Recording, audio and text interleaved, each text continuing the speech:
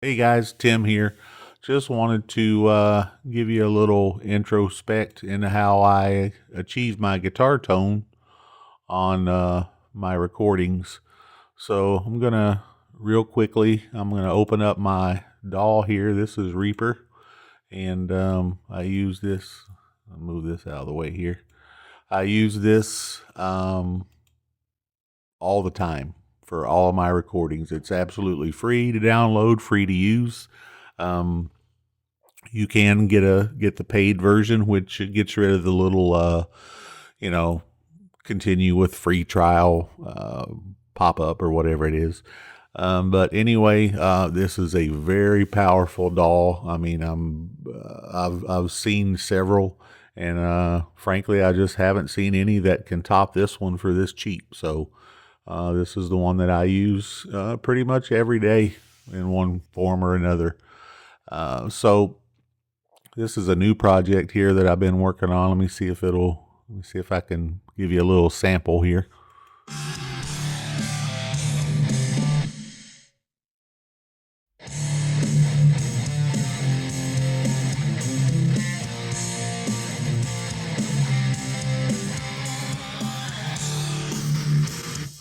Yeah. So anyway, that's what that kind of sounds like.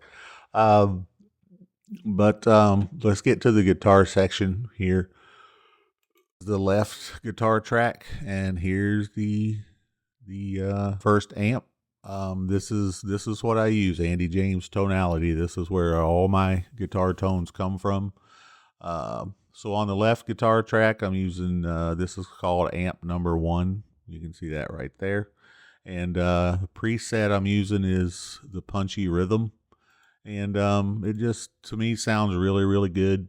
Um, Reminds me of my old Mesa Boogie that I used to have many years ago, and it gives me the tone that I'm looking for. I use the EL34 power tubes, and you can select which power tubes that you use here. You can use 6L6s, KT88s, but for this one, I like the EL34s. The EQ setting there, you can see that. I'm not going to go through every single setting, but there it is. That's what I use there. I'm using the Overdrive pedal that comes in the pedal section here, and you can see that there. The balance all the way up, drive all the way off. Tones almost 3 o'clock, not quite. And then the only other effect that I use is this Tdr Nova EQ. I have a 4-band dynamic set. I got the lows and the highs rolled off a little bit, and the mid section is pretty much flat. So that's what I use there. The heater just kicked on, so it's probably going to be a little loud. Um, and so that's pretty much it for the left guitar channel. Right guitar channel, let's take a look at that real quick. Same same plug-in.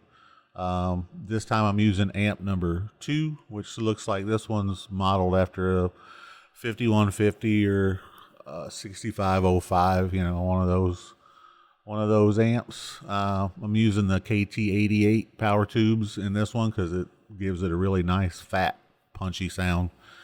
And then this is the EQ section here. You can see all my settings there.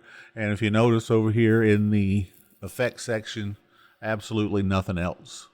Don't need anything else on this particular one. It does the job all by itself.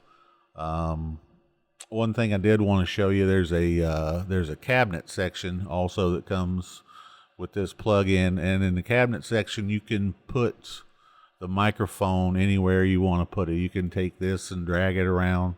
I found a nice sweet spot that I like, somewhere right in there.